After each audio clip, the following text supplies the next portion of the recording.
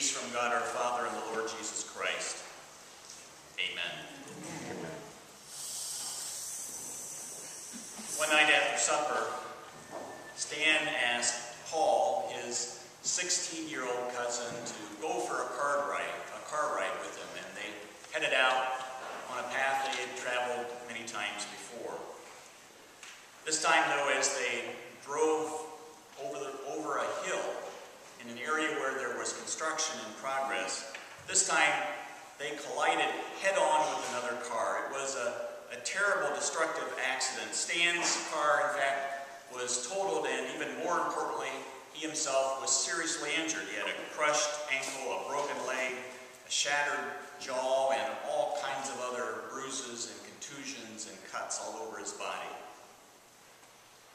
Not surprisingly, hearing the description of the accident, Stan spent most of that evening in emergency surgery, and after that he spent day after day after day, he spent days in critical care at the hospital.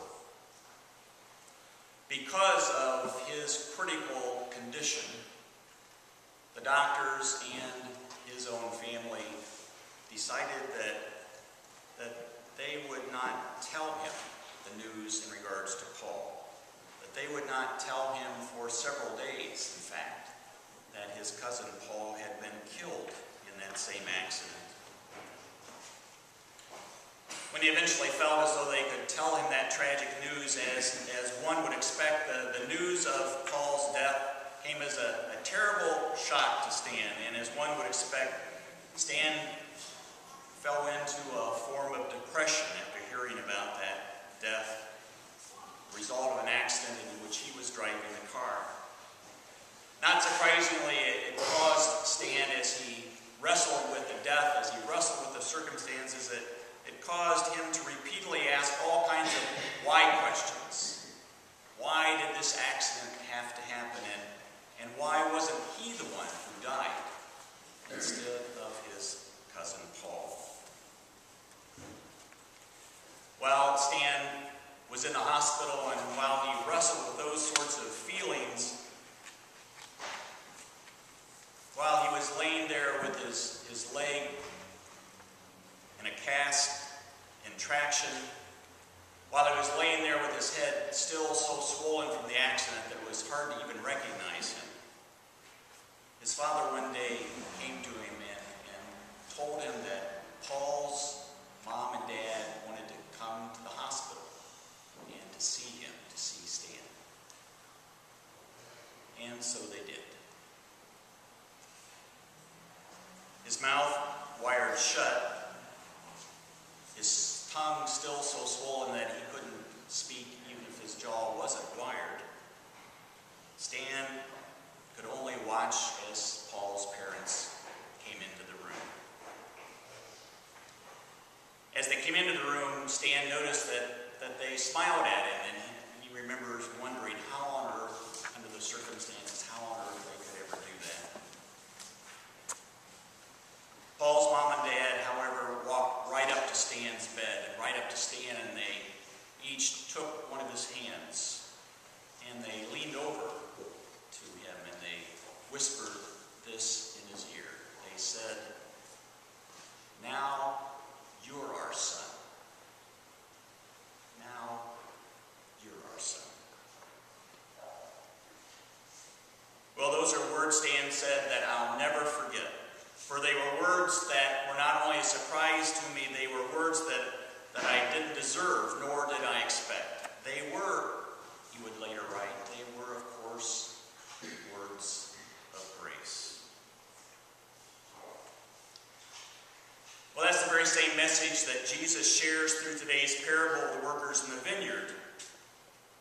And just as it must have been then, it's a message that's still confusing to us and still sometimes falls on deaf ears, sometimes even on our own deaf ears. And maybe that's because the actions and the words of Paul's parents seem, even to us, so unbelievable, so unexpected, so even unrealistic. How on earth could the parents of that boy, how on earth could they react that way? to understand or to believe, because that reaction seems contradictory to the rules of life that you and I have heard and followed and experienced from the time that we were old enough to understand. I suspect I know this is still true. Libraries have reading programs all the time. And if another child reads more books from the library than someone else, that child, what? That child gets more stickers. If we were to be paid when we were growing up, if we were to be paid $10 to cut the lawn, and we quit after only having finished half the job, we were lucky to be paid $5. Maybe we wouldn't have been paid anything because we didn't finish the job that we started. If two people put in the same number of hours, but one person does more work than the other, then it seems only fair to us that the one that does more work gets more pay.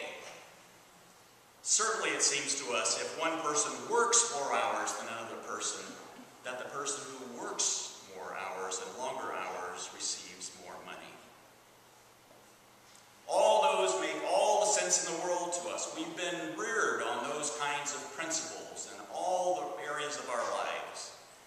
They are the backbone of our economic system, the backbone of our social system. They are the very heart, I think, of our own understanding of fairness and of justice. And yet, as he always does, Jesus takes all that and he turns it completely on its head in today's parable by having those who showed up along the way and even those who showed up at the very end of the day, having them all be paid the very same wage as the people who had worked and worked and worked all day long.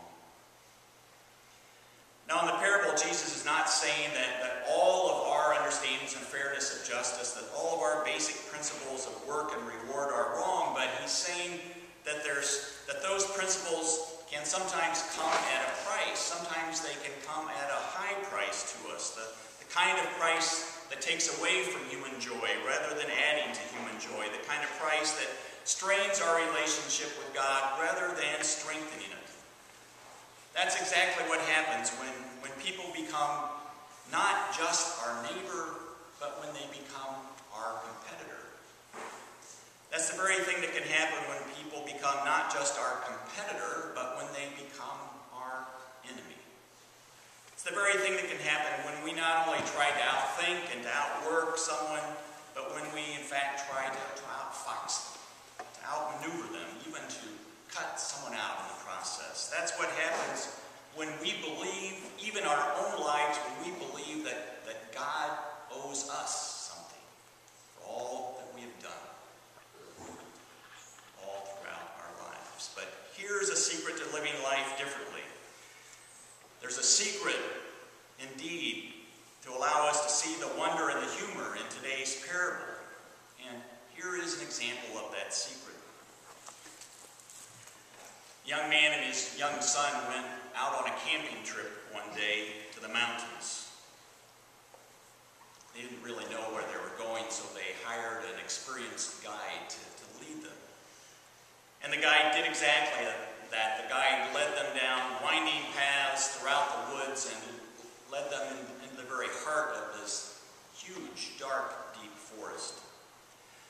As they were going through the woods, as they would follow down the path, he would stop this guide. He would stop them and he would point time after time after time. He would point to scene after scene after scene of things that he knew was there and that otherwise they would never have been able to enjoy except for the presence of this guide and his help.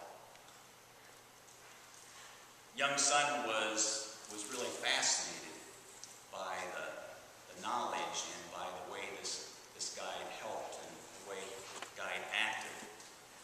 And so, towards the end of this hike, towards the end of this journey, a little bit smart alecky, he said to the person, "You know," he said, "I'll bet that you can even see God out here." And the guide responded. He smiled and he said, Son, he said, as life goes on, it gets harder and harder and harder for me to see anything but God out here.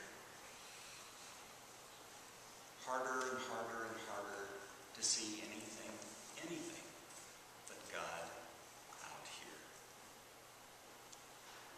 In the midst of their own tragedy, somehow that was the secret of the story about Paul's parents, and that seems to be the secret of today's parable, to be able to see nothing but God out there, to be able to see nothing but God in here, in, with, and under everyone and everything and everywhere, to be able to see nothing but God and His gracious gifts in everything that we have or will receive, and in everything that everyone else will have and will receive, no matter how great or how small those gifts may be, to be able to see all of life, to be able to see all of life itself as a windfall from God and see each day as a bonus from God.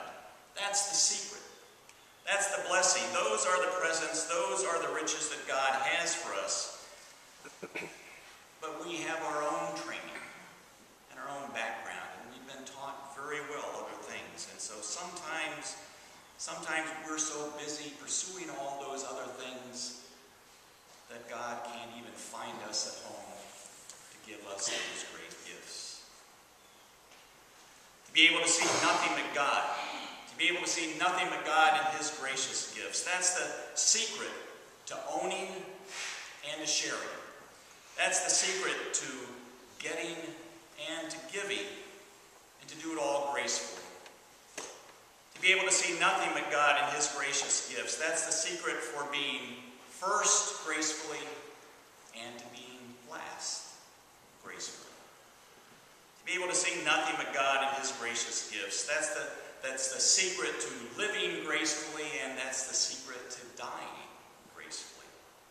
That's the secret to interpreting everything that does happen to us and everything that doesn't happen to us. That's the secret to human joy. That's the secret to the joy that God gives even to you and I in our lives. That's the secret to our relationship with God. That's the secret that God unwraps for us each and every week in this Holy Communion. And that's the secret that Jesus seeks to make a living truth in our hearts and in our minds and our spirits and in our lives. And here's what that truth, that living truth is. It is that at their deepest and most meaningful level, our lives and our faith are not defined by who we are. They're not defined by who we aren't. They're not defined by what we earn or what we have achieved or what we have deserved. They are at their deepest level. Our lives and our faith at their deepest level, they are defined by today's parable. They are defined by God's unbelievable gracious gifts. So in the midst of all the other things that we struggle with in our everyday life that are based on things they probably need to be based on in regards to fairness and justice, and all the other aspects of our lives in which we are rewarded by what we have done or punished by what we have not done. In the midst of all those things, today Jesus repeats this well-known parable to remind us that at the heart of our lives and our faith, at their deepest and most meaningful level, we always find God and His grace. Amen. We now sing just verses